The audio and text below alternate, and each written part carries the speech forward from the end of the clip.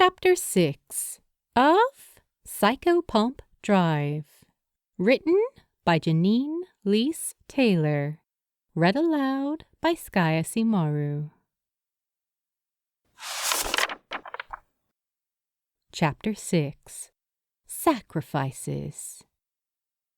White tiles pressed back against the heavy walls of the square occupation room, their panels as scarred and blemished as a soldier's face. In the center of the room, on a circled rack, were rows and rows of assorted weapons, blades, guns, and things that Finley couldn't begin to describe.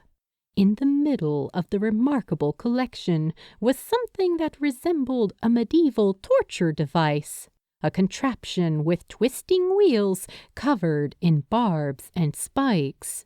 Abby leaned against the monstrosity's wooden frame, patting it with a mischievous grin.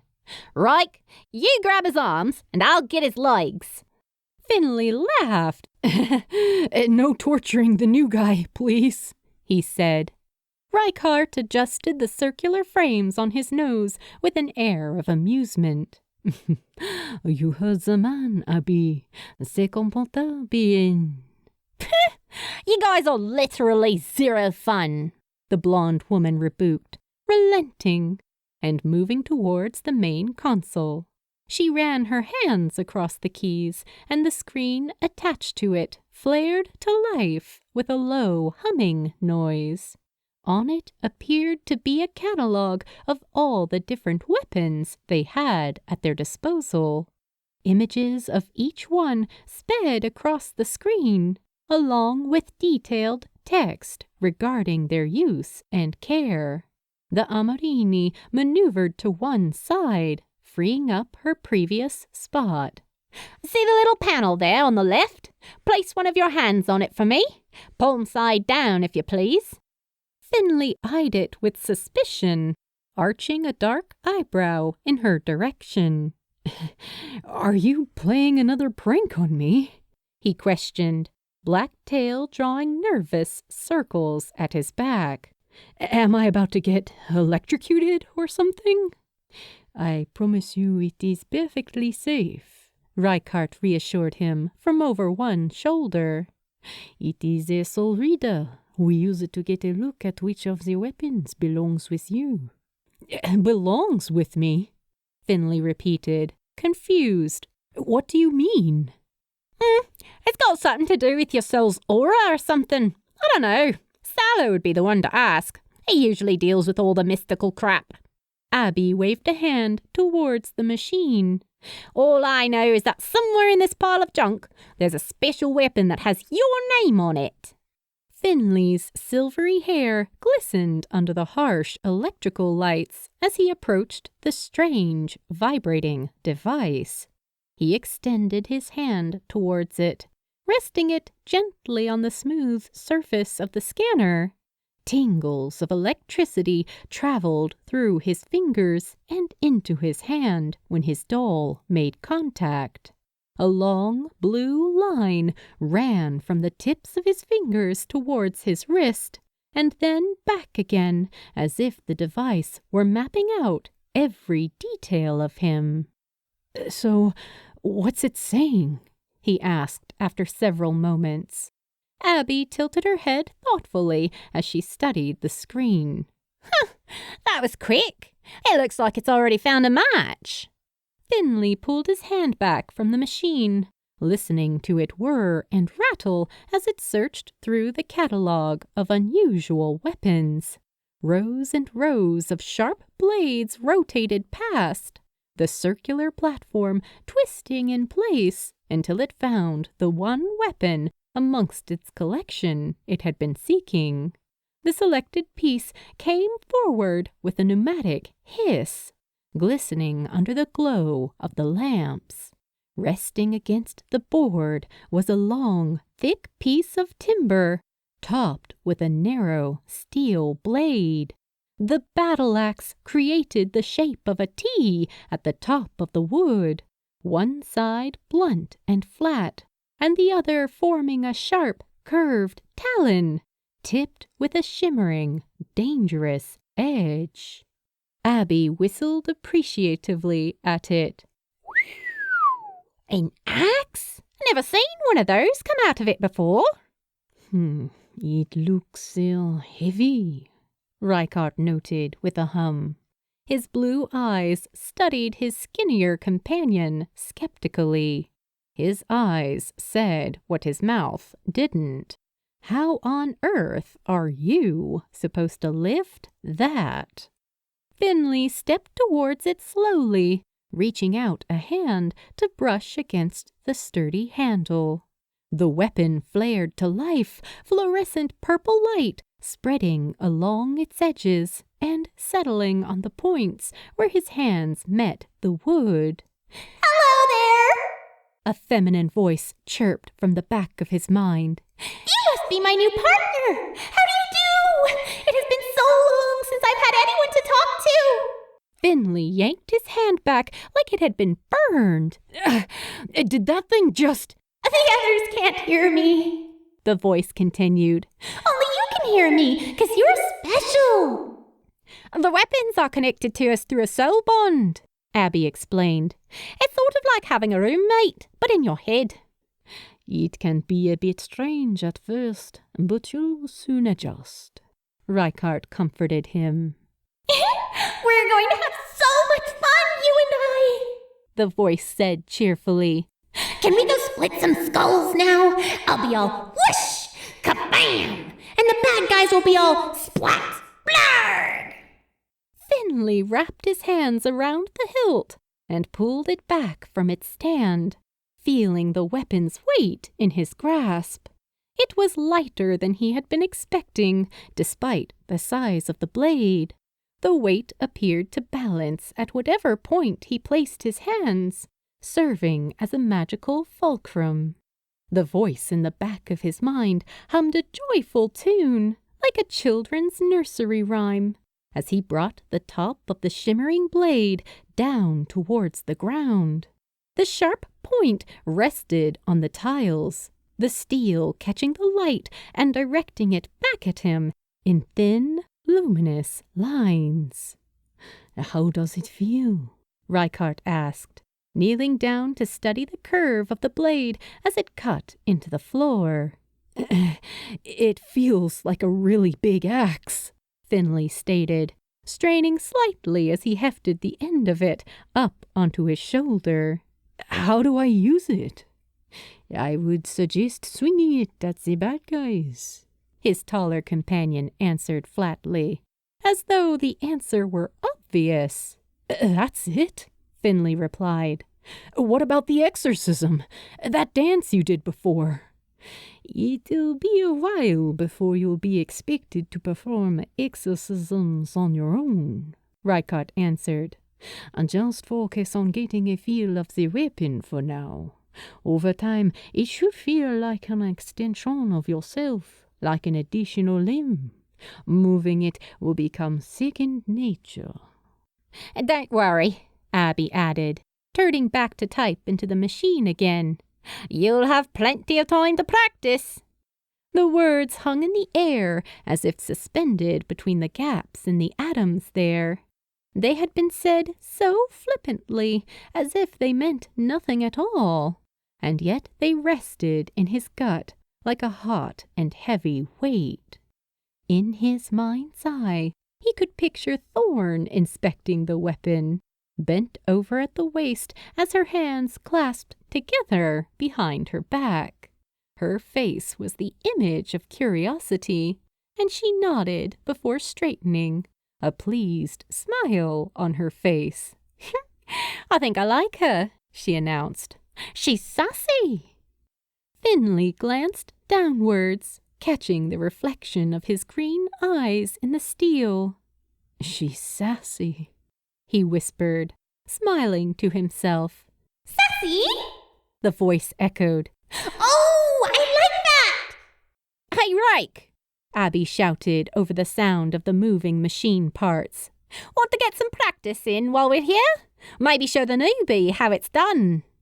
Rykart reached inside the cover of his dark jacket, pulling out the same 2 daggers he had so gracefully used in the holding room earlier. He wound the sharp blades between his long, slender fingers before gripping them and pulling the red line of ribbon between them taut. When he moved, he slashed the air in a beautiful, impossibly quick pattern. The daggers disappeared and reappeared like cards in the hands of a skilled magician. "Eh oui, I suppose you could use the practice," he mused. "La demonstration, then." He shrugged out of his jacket, folding it neatly on the floor by his feet. Underneath, the man was wearing a buttoned-up white shirt that was tucked into his dark work trousers.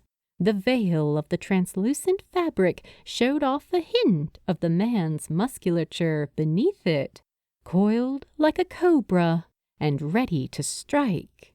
Abby slipped off her own jacket and tossed it across the room, letting the plum-colored synthetic fabric crumple into a pile at her feet. With another quiet hiss, the machine produced a long, thin bar made of interwoven steel and copper. Each end was barbed like an arrowhead, and she gripped it with both hands, giving it a fond, excitable twirl between her gloved fingers. The metal blurred, creating a circular mirage in the air in front of her. "Let's do this thing, Gramps," she teased, using her spear to vault in Reichardt's direction, as nimble as the cat from which they took their likeness. "Lesson number 1," the dark-haired Reichard began, his tone cool as he glanced back in Finley's direction. "And do not strike impulsively." He let out a huff of amusement and danced out of the way of the attack with ease, rotating at the hip to toss one of his blades in her direction. A long coil of thin, bright ribbon attached it to his finger, the way one might use a yo-yo, and he pulled it around, commanding the weapon's direction with an almost imperceptible movement of his hands. "Lesson 2," he continued, unfazed by his opponent's movements. "Patience will always be rewarded, petit chaton. Let your opponent make mistakes and take advantage." The sharp end of his knife carved a path through the air and clanged as it made contact with Abby's spinning blade. Her bright green eyes flashed with predatory delight as she spied an opening, moving her body to fill the space as she lashed forward. Slowly, then all at once, Reichard navigated from out of the blade's path, grinning at Abby all the while, hands splaying as the ribbon wrapped around her spear. She let out a yelp of surprise as he yanked her off balance, flinging her to one side to topple over her own feet. He retracted both of his daggers as the woman hit the ground, her spear slipping loose from her grip and clattering loudly across the tiles. Finley watched with curiosity as Reichard approached her weapon, kicking the steel bar out of the reach of her searching fingers and up into his waiting hand. He extended it out to her with a shark's smile. "An excellent try," he teased. "Bien fait." Abby pouted as she made a grab for it, tucking it under one arm. She sat up to tighten her ponytail, a few strands having escaped during their encounter. "You cheater! You were telegraphing on purpose!" The first Amarini grinned. "Lesson number 3. Good opponents will not make mistakes often. Force their hand with aggression or traps. Use both and never act predictably." He arched a dark eyebrow at her. Les enfants, watch out for feints, and always protect yourself and your weapon above all else." She rolled her eyes and took the hand he offered her, pulling herself up off the ground. "Lesson 5, she groaned. "Nobody beats Reichardt." The man hummed, the corner of his mouth tilting upwards in a wordless smile. It was clear that he was secretly pleased about lesson number 5. He directed his attention towards the newest spirit in the room, nodding his head towards the battle-axe in his hands. "Would you like to give it a try?" Finley shrugged, exhaling a quiet laugh as he felt the weight of the axe shift against his shoulder. "Why not?" he answered. "What's the worst that could happen? I'm already dead." Reichardt let a smile touch the corners of his mouth again as he gripped his daggers and took position. "A commendable attitude," he praised. "So few immortals retain their carpe diem-ness. It is refreshing." I can't wait to get started! Slash boom! Sassy cheered.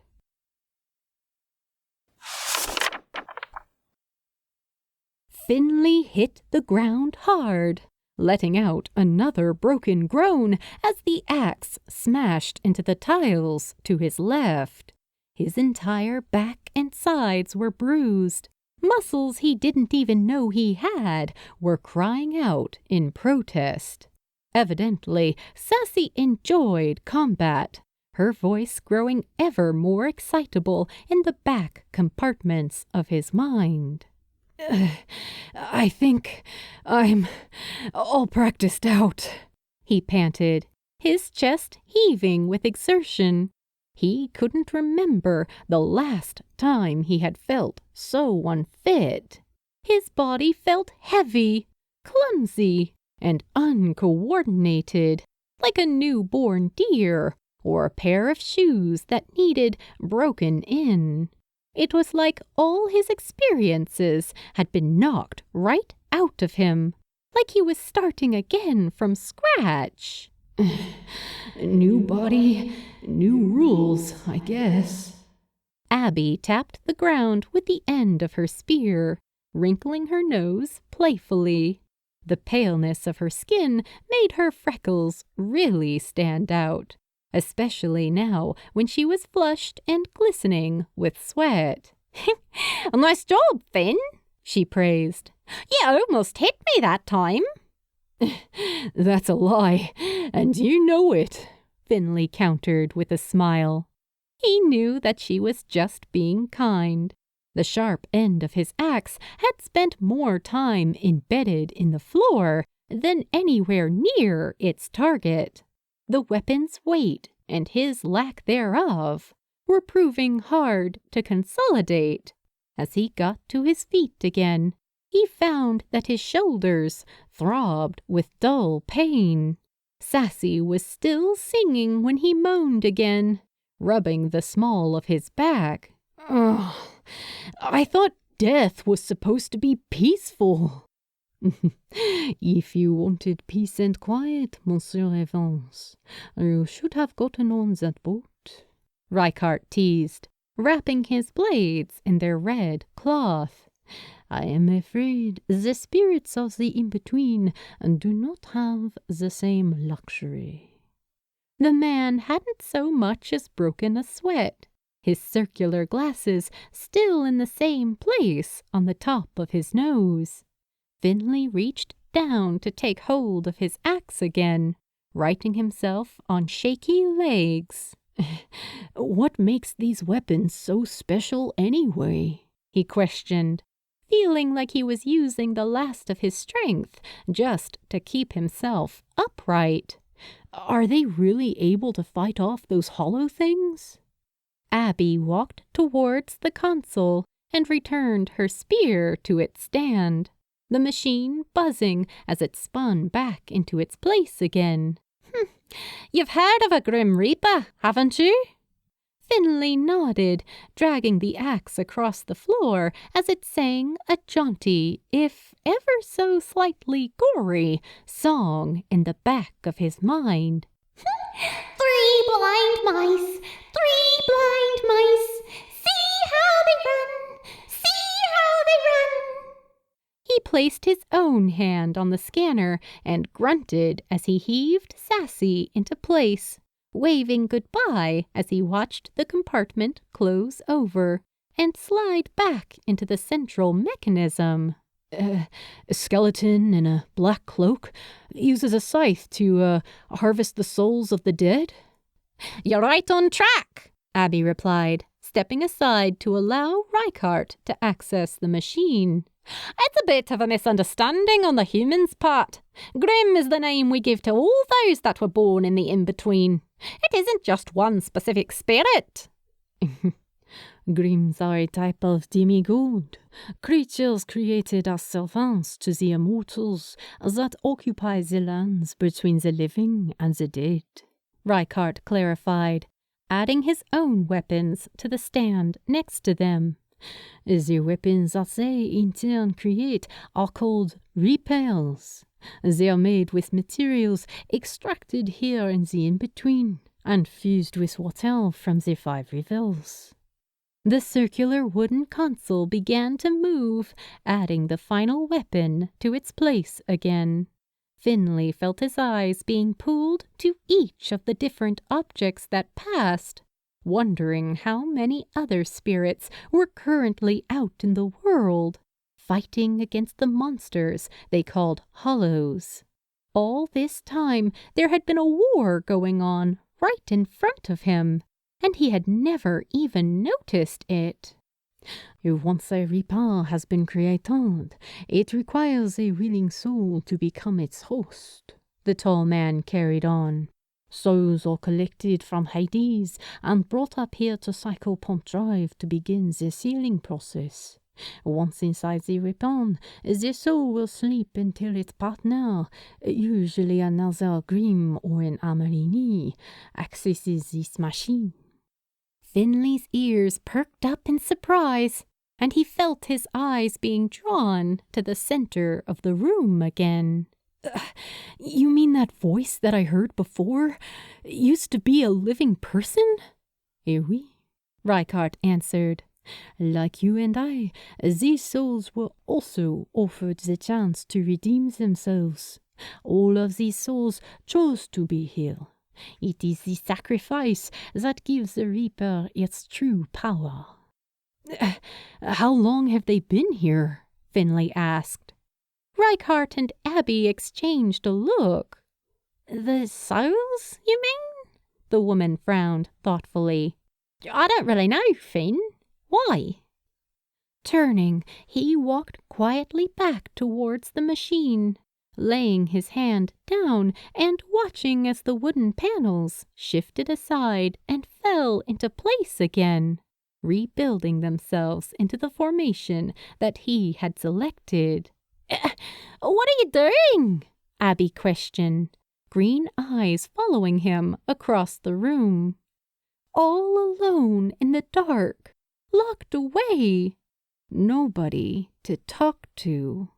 Finley couldn't think of anything worse. From the corner of his mind, a conversation he had had with Thorne bubbled up to the surface.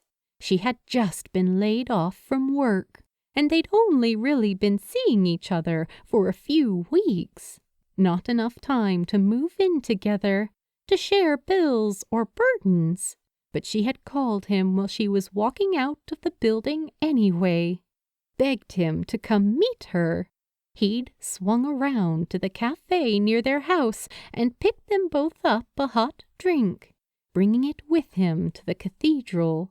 He had found her all alone in the church pews, bathed in the warm spring light coming through the stained glass window above her. Thorne sat next to him, her gloved hands wrapped around a steaming mug of hot chocolate and whipped cream. Her reddish-tinged hair was pinned up into 2 neat little buns on her head. the curls running down her face like falling rain. She stroked the recycled plastic container nervously with both thumbs, her eyes red from crying as she spoke to him. "I've started going to therapy," she admitted, her bright eyes focusing on the cup in her hands. "I think all this time I've just been feeling really alone, Finn. It's like I was screaming and no one in the world could hear me." She choked back a quiet sob, her shoulders tensed up by her ears. "I wouldn't wish this feeling on anyone." When the machine came to a stop, he reached out a hand and took hold of the axe, pulling it free and raising it into the air. "You came back!" Sassy's voice stretched out to fill the very corners of his mind. Warmth blossomed along his skin like gratitude. "I want to know more about you," Finley said. "More about me? And what do you want to know?" the spirit of the Reaper asked. "Let's start with an introduction," he began, pulling the blade in against his chest. "My name's Finley. What's yours?"